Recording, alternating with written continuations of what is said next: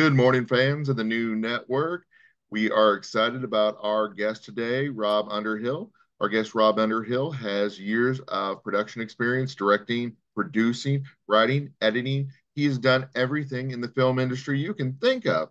We'll be discussing his involvement in his new movies and new features, and we look forward to letting you all know where the best place to watch them is. Rob, thank you for joining us today. Thanks for having me. So, what was life like growing up in Michigan? Well, James, I think it was a great place to grow up if you want to have all the aspects of life. Like you got the really beautiful spring, got all the hardwoods, you got the rough winter months. 5 months out of the year it's all cloudy and covered in snow. So I lived in Williamston, which is a small town, about 7,000 people. But I also frequented Lansing, so that's the capital of Michigan, and we had plenty of opportunity as a family to go and do lots of different things, have cultural experiences. And the high school at Williamson was very good. It wasn't until I got to college I realized we're getting the kind of lectures you get in, kind of the college level. So it's a great place to grow up. Michigan kind of informed my life until I was about 22 when I moved to North Carolina, and I've been there ever since. So, why'd you go to Carolina?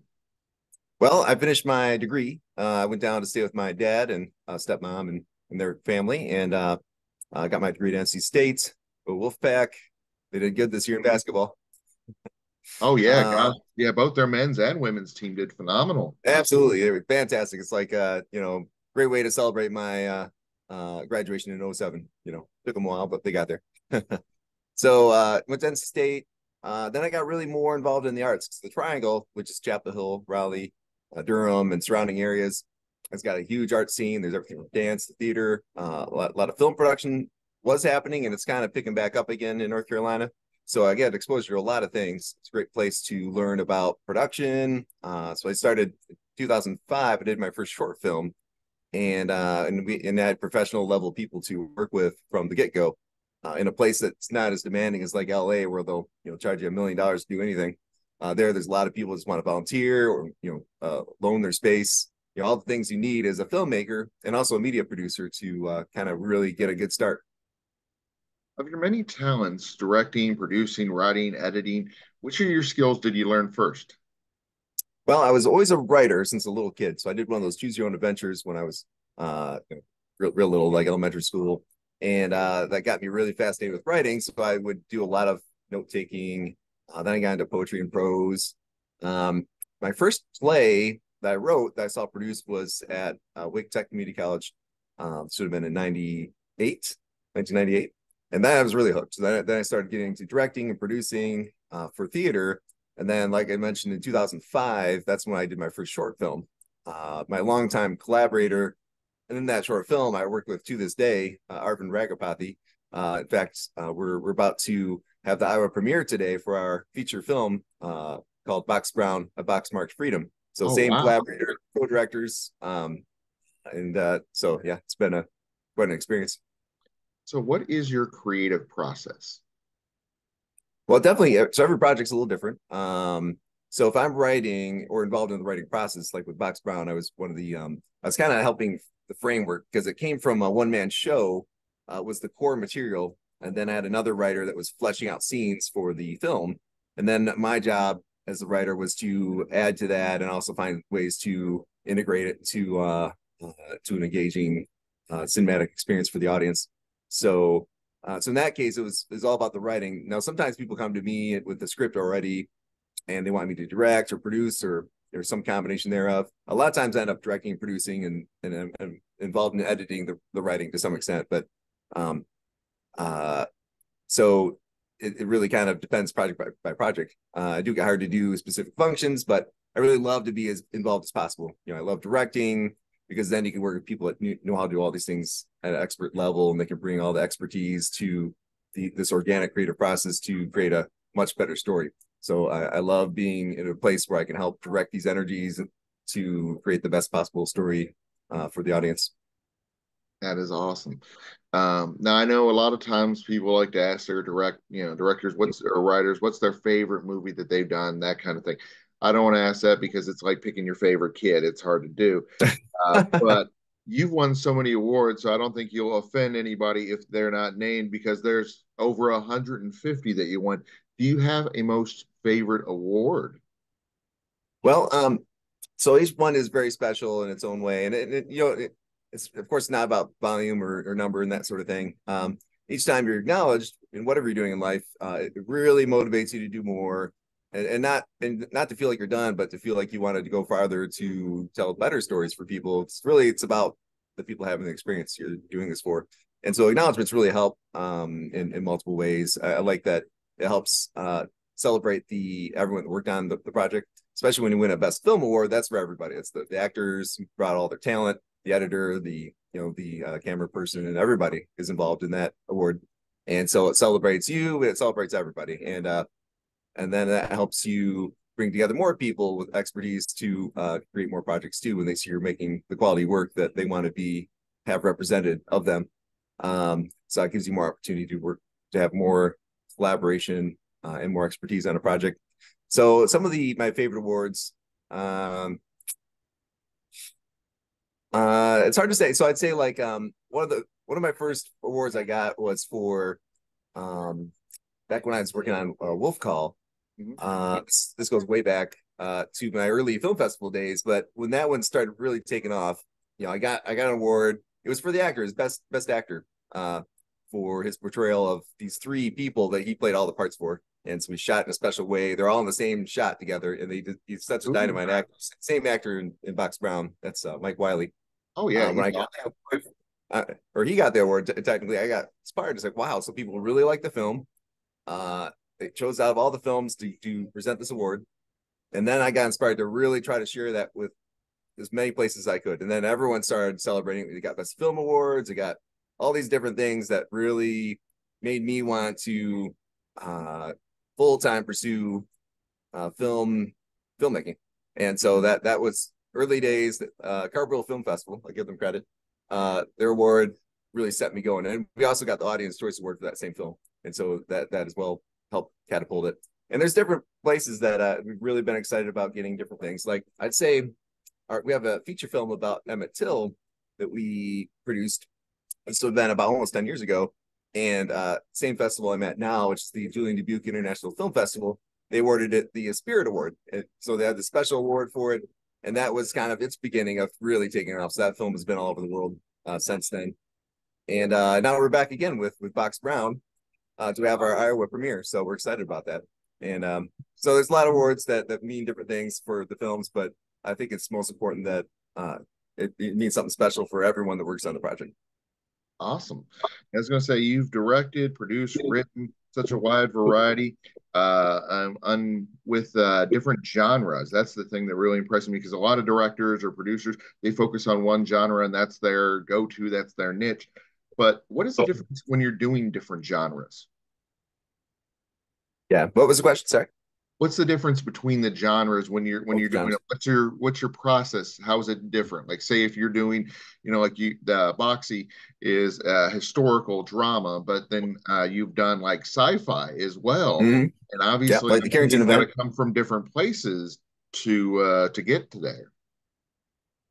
Sure. Yeah. And as mentioned earlier, part of the process is always going to be different depending on how it kind of comes to you and then how it kind of disseminates. So sometimes, your actors are early on, sometimes you don't, because every time you add something to the story, it alters the outcome. So you have a great editor, they have some special style or a composer, and they'll transform your movie, right? So generally speaking, the style, what I do in a breakdown. So I was doing like a sci-fi, like the Carrington event, which is a disaster story. It's a feature where power goes out and won't come back on. It's a little bit like Revolution. In fact, we came out with that first, so we win the award for first in that storyline. So in that case, I've got a script that I wrote, and I'm working with two other writers, and then I'm just kind of revising the script as we onboard. We have director of photography, and then we start getting some crew, and then once the actors come on board, then the story kind of changes a bit. We haven't started shooting yet, but everything's organic. So now they're bringing their personalities to it. We're rehearsing, and I'm seeing, okay, they're doing something here that I like, and you always lean on people for this. That's when you get the best story. And so then I help them go with that. Uh, Generally speaking, I'm trying to make sure people are just going in the right direction. Get the right people, they'll create the story you want. And then the so the transformations would be, you got your script, the actors help transform it, the director helps transform it, and then the editor helps transform it. And sometimes, in my case, I do multiple of those roles. Like with Box Brown, I'm the director, main producer, main director, co-writer, and I'm the editor. So I've got a huge swath. And actually, I did even the sound design and the score. So Oh, wow. it's the first time I've done a feature score. Very excited and proud of it. And so, but with like Carrington event, I've got this, I applied the music best I could, that I really like. And then Stephen Grove was very interested in scoring it. And we're like, well, I kind of like the music already. I think it's good. It works. It's energetic. He goes, well, just let me give it a shot. And if you don't like, that's fine. So he went ahead and scored the whole movie, and he played it for me. And I was like, just blown away. Like this is maybe 6-7 years ago, but I was like really blown away at how he was taking this core music and transforming the entire movie with perfect timing, with flows and ebbs and all the things you expect from underscore and kind of the main score affecting you. And so from then on out, some 8 years ago, every movie I've got to collaborate with someone, or it has to be a very intense process. So that's another moment of transformation where it goes from the editing to the score person is transforming it again. And then the final thing would be things like, how you're broadcasting it to the world with your public relations and your marketing and your posters and your trailer and that kind of stuff. Because that also puts an image and an expectation for the audience. So, yeah. Earlier, you mentioned Mike Wiley, who's a mainstay in your movies, a phenomenal actor, doing 3 roles in one movie at the same time. But I think equally as impressive, 36 different characters in a movie. Tell us a little bit about that experience. Sure. So that movie is Darhy, the lynching of Emmett Till. So it's a very important historic story about the little boy who was murdered for whistling at a white woman at a southern store. And so not a lot of that. Now they've done an Emmett Till movie recently, a couple years ago. So there's a very kind of comprehensive movie out there about the whole experience. We were there years before that with a feature offering, and Mike Wiley had done this as a one-person play with over 30 characters that he would portray.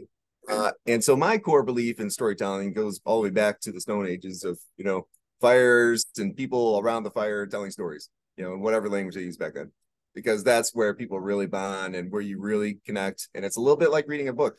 When someone tells a great story, just you and them at the fire, you're gonna really start imagining everything they're saying, like in your own mind, like what's happening. So the storyteller is the important, powerful component of that movie.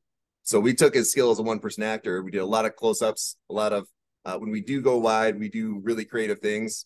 And so early on, we kind of hooked the viewer in that movie with the storytelling technique where, he's like a radio personality, introducing these 2 guys who actually confessed to doing the murder, and back in the 50s. And so we get kind of people hooked in on the storytelling technique. And then we get people used to the idea that one person's going to be all these characters. In some scenes, like in the opening, there's 3 guys at a table and it's all him. So they're very distinct personalities. If people that don't get it, they'll watch that and think they're 3 actors. So all we're doing is changing outfits. He's playing men and women. The first time he portrays the mom, you get a chuckle of the audience, but then people are they're hooked, and then they're sucked into the storytelling. So then we're doing these, the fully functioning narrative scenes expecting a movie, but he's playing all the roles. So sometimes there's 4 people on the screen, which are him. He plays young, old, but we're hooked in because he's the storyteller. And so we are okay with that. It's kind of like when you, some of these books on tape, they're done really well. One reader, doing men, women, kids, people, everything, but just subtle changes. Sometimes they're a little bit more elaborate than others, but we buy into it. We're totally hooked. And so we were able to capitalize on those techniques in the cinematic universe. and it just took off. People really loved the format. We did a lot of attention to detail, just like Box Brown. We have a lot of historic sites, everything's accurate, historic clothing. It's a lot of things that get you hooked into the storytelling. and so that became very successful. But with him, he's an awesome actor. So all I had to do was, work with the director of photography and work with the one man show script to adapt it for the screen, make it more cinematic, create setups and payoffs in a more of a cinematic fashion that people can have a more involved story. So that was a real treat, and it's really sadly my most awarded work as far as the film awards go, and we're really proud of that one. Oh, definitely. I mean, phenomenal. And I can imagine he gets a lot of comparisons with, say, like Tyler Perry or Eddie Murphy, actors that play multiple roles in the same movie. Yeah, that's definitely one of the inspirations for it, right? Because you've got the Tyler Perry playing the multiple roles, and of course Eddie Murphy before that. This is the Emmett Till story came out. We did that one about 8 years ago, so this had been kind of between sort of that. You got Medea, and then you also got Eddie Murphy playing all the roles, and those are it's more comedy, but the same hooks. Like people is still hooked to the storytelling. Like that's ultimately what they're doing. They're looking for the laughs, but people get over really quick the fact the same actor's doing it, especially when they do a great job with the prosthetics and stuff. They really start thinking about this as being the same person. They really start seeing them as individuals. Like it really happens. Like it's you don't think about it, but next time someone's watching one of these movies, think about how Eddie Murphy is playing the big guy and he's playing the skinny guy, and you really start seeing them as two different people. Like initially, it's like, aha, oh, great job, really good job making them look different, and then you're like start thinking of them as different people. So Exactly. that's how that can really work. In our case, we're doing like a very serious story with some comedic elements, just a little bit sprinkled in to kind of lighten the mood here and there. But like it's definitely a serious story, a serious drama that we use the same techniques, and it's very effective. So Several of your films are based on true events. The Carrington event is very intense, very scary.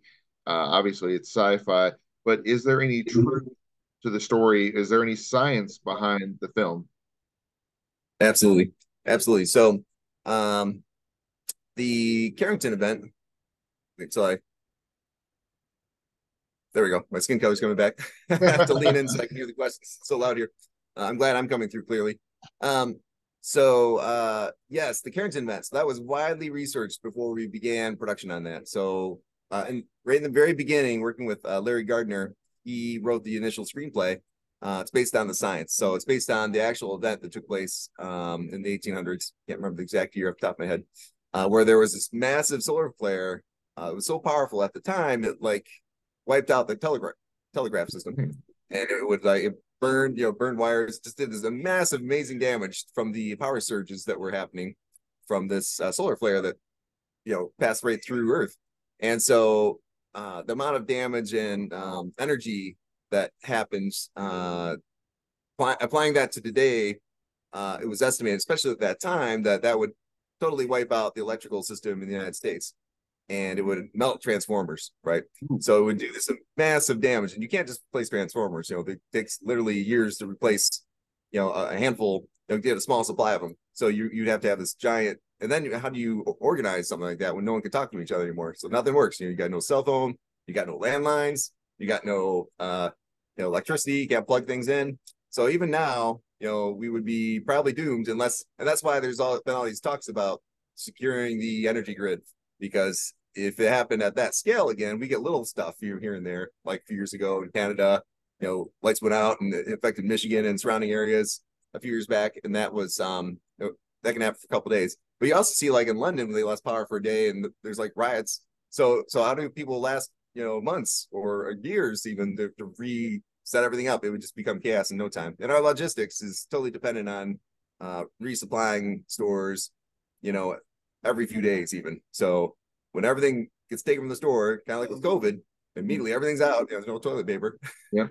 Just how hard it was to restock that, and that's with us being able to communicate and coordinate logistics. So if you can't, then well, there's definitely no toilet paper in the Carrington event situation after the first couple of days. So stock up on your TP. Is bus fare more about the struggle between the girl and her bully, the kindness of the stranger, or is it something deeper? Which story? The bus fare. It is the bus fare Bus more fare, about the yes. struggle between the girl and her bully, the kindness of the stranger, or something deeper? So bus fare. It's a little bit of a combination. It's one of these that kind of it's funny and it kind of pokes at some serious issues a little bit. So it's really about these two kids kind of swindling people for a few bucks. They're not making money, big money. They're just doing that, and uh, and what they're trying to do, what I think the story's trying to do is just kind of have people. It's really about playing with expectations. I think like what's the story about, and you're really trying to figure out what it is by the end. It's a short. It's really fun, and it's really there to get people kind of riled up. There's no serious, definitely no serious crimes, right? These kids are doing. They're like these petty little thieves trying to like swindle some people um, for basic things. So it gets people to talk about it. That's what I like about that one. Yeah, so Janice Baker's the director, so she brought me on to direct the photography and edit, and I co-produced that. So and that we just had a special screening for that last month, so that's just getting started in the festival trail. Yeah, it must be amazing. I mean, having so many of your types of art out there at once, that having Box Brown and Box Mark for Freedom, and trying to think of the third one is the other one. It's We the can't forget a Swan song, Swan which song. Yes. world premieres on Sunday, this Sunday. I'm actually on location in Dubuque for the premiere of a Swan song, and that's a really great project. So they flew me out here to Dubuque, where I've been here to this amazing festival, the Julien Dubuque International Film Festival, many times. I love it. It's a place where all the filmmakers should stop and on their tour to get treated like kings and queens, and really celebrated for their work. It's just a beautiful town, fun to explore. Everyone's super friendly, and they feed you the whole time. It's really nice. Nice. Um, so I got flown out. So I came here 10 years ago, my first time with a feature film, and and I kept coming back. So it's probably my eighth time back here, and they will be hosting this world premiere for a Swan Song, which was filmed here in Iowa. So it's a made in Iowa film. That's the film block it's in, and it's really addresses mental health and resources to combat problems, whether it be social support or medication or doctor's visits, healthcare, or just sport in general. So so the story is really kind of it's really heavy. It's a heavy short where it's two sisters, and one is suffering with bipolar disorder, and the other one's really trying to help her make it through, and they're literally staying with her, and so it's really kind of uh, heavily focusing on the issue and the challenge of the caretaker too. That's because it's all day, every day. This person, like, they have no time for themselves, right? This is like a really full-time job trying to care for someone who's like on the brink. Um, and so we hope to, with this movie, kind of build awareness and also create conversations at film festivals and in general. And then they look to create a feature film from using this as kind of a jumping point to create a feature film sometime by the next year, so that we'll have another vehicle to discuss it.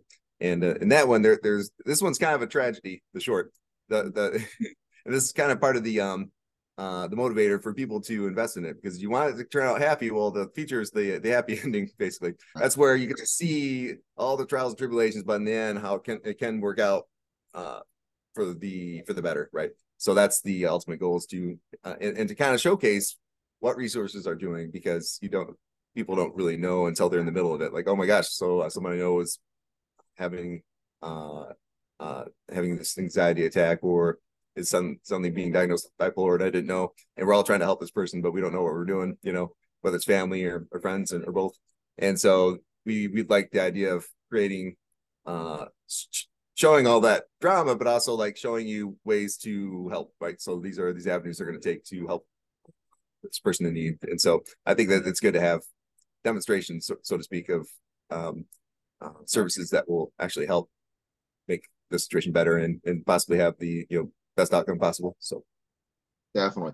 Well, thank you for making Swan Song. I believe this will bring awareness to such important issues. Are you currently partnering with any organizations? As so, feel free to share their info, because we definitely believe that things like this are very important. Thank you, James. So currently we do not have any partnerships. So this is like in the early stages. We're going to have this world premiere, and they're starting to do put together grants and start to do outreach to organizations. So and once they do have some partnerships, that would be some ways to raise funds to reach a wider audience and to showcase these different organizations and what they do to help people in the public. So so it's all work in progress, and I'd love to report back when this is underway and tell you more about what's happening. It's exciting to be involved in solutions, That would be problems. awesome. I agree with you. I was going to say, when you can take art and help it to change people's lives, I mean, that is just phenomenal. Um, with this, Swan Song, it seems like a very personal topic, and I don't mean to be too personal when I ask this. Is this based on any real life experience with family, friends, that kind of thing? Obviously, you don't have to share, too much with it, but is there any true, anything behind it? Well, I think that a lot of us in the production team have had experiences with family and friends who've suffered through things like, and I know I have with folks that have had really bad anxieties or either bipolar or something similar, where it's just overwhelming. And there's things like just really bad depression and suicidal thoughts, which can occur from people that you consider normal, right? They're the ebbs and flows of life. So there's these challenges will exist, and mental health is always something for everybody to have to help keep healthy, right? It's like it's something that should be just part of normal care. And so we all, everyone on the team appreciates that we are all involved in the process of being one more part of the normalization process of mental health concerns and treatment and awareness, and being open about talking about it. So it's I think it's important. So in Box Brown, a box marked for freedom, I can imagine the movie mostly focuses on his journey. Is that correct? Well, it's a biopic, so he starts as a little boy, and actually, you mentioned earlier about Tyler Perry. So the little boy who plays Henry Huh? Brown is Timmy Richardson, and he went on to be in 5 seasons of a Tyler Perry TV show Ooh. called "If Loving You Is Wrong." So he plays the son, one of the sons. There's multiple kids in the movie, the TV show, and it was very successful, of course. And so he was on 5 seasons of that. Right after we got done, because a lot of this was filmed years ago, right before that show took off, and so he was kind of one of our success stories that popped out of that. So he Cool. plays Henry Brown, and then of course the adult version of Henry Brown is Mike Wiley. That went from there. But now I have to ask you to restate the question because I need to recalibrate. Yeah, no worries. It was just, if does it focus on the 27 hours, or does Oh, it that's focus right. on Yeah, the yeah. whole thing? So as a biopic, it takes him from as a boy Mhm. living on a plantation to young adult when he is the person who has enslaved him is passing away, and he wonders if he's going to get his freedom, because sometimes it happens when the Yeah. person passes away. And so, but instead, he breaks up the whole family, the big family, Mhm. sprinkles them to his own family all over the place. And so he gets sent to Richmond, Virginia to be with one of his sons. And from there, he starts living what we consider a more normal life, where he gets a wage, he rents a place, he rents a home, he gets Mhm. married, he's got a family. And so we see this whole process, right? Including it's a love story. So it really heavily focuses on family, love, uh, and the beauty of community, uh, in spite of enslavement, right? And so, but at some point, the breaking point happens when so Nancy is his wife, and he both have a different owner, right? And so one Nancy, his wife, and her kids are sold to someone out of state, and there's nothing he can do about it. And his own master who's enslaved him will not purchase them, so or can't or whatever it is. So they're gone, and there's nothing to do about it, and no one will help him with that. So then he devises, or then he decides that he has to escape no matter what. And then the story takes off into the final chapter of the film, where he devises the plan for the box. He gets support in creating it, and then he gets shipped off to Philadelphia. So that, and we do show him traveling in the box, and we also show him when he's arrived, like the next year, basically, that's when he's presenting a story to the audience. So throughout the thing, he's presenting to the viewer, which is the audience, but the audience is also this, abolitionist audience at a theater, uh, watching him tell a story. So it's like this multi-dimensional kind of Yeah. approach to him telling the story. So it's beautifully done. And it's a story that anyone can watch. It's basically PG. It's got some heavy themes, but kids can watch this. It's not about physical violence, though that's it exists. It's more about the emotional tools, all the badness besides that. Basically, we're focusing on so people can have conversations about slavery and history. So the story device, it seems like, is his lectures that he was famous for after his freedom. Yes. Yeah, and that's kind of why we went the whole presenting to an audience angle, since he did tour and speak to audiences, and then he had to run away when they did the Fugitive Slave Act that said that Southerners can go up and collect people and bring them back, even though they're found their freedom, but now they are not free anymore. So that's when a lot of people escaped. So he went to London and then later Canada, and then he had another life. But until then, for about a year or two, that's when he was speaking openly, and it would have been easy to find him. The guy was a very public figure at that point. So, yeah. And as an artist, I can imagine you're not a big fan of sequels. However, I want to see the sequel if the internet is correct about his post life over in England. Hypnotist and magician, is that correct? Yeah, we speak to that in the movie. So early on in the movie, before he's with his original home, original family, and he's become an adult, we show him like being really so a traveling magician shows the trick on his way down the road, and then he starts learning some tricks, and so he gets this kind of idea of like pulling out from behind the ear, that kind of stuff. So he gets kind of in his mind we start seeing hints of this interest he has. Okay. And so we don't, of course, go there in this movie, but that is true. His later life, he lived a long life, and he was taking his he went on the road, in England and in Canada to do a show. And there's flyers that still exist from some of these shows, like including in Canada. So and there's a lot of documentation. And of course, he also did his biography soon after becoming free. About his story. So we've got a lot of great source material from the actual person, and that we're able to draw on in creating the screenplay for that. That is awesome. Well, it's been a pleasure having Rob Underhill as our guest. I mean, you're a producer, director, writer. I know I feel like I'm forgetting things because you got such a long list of credits.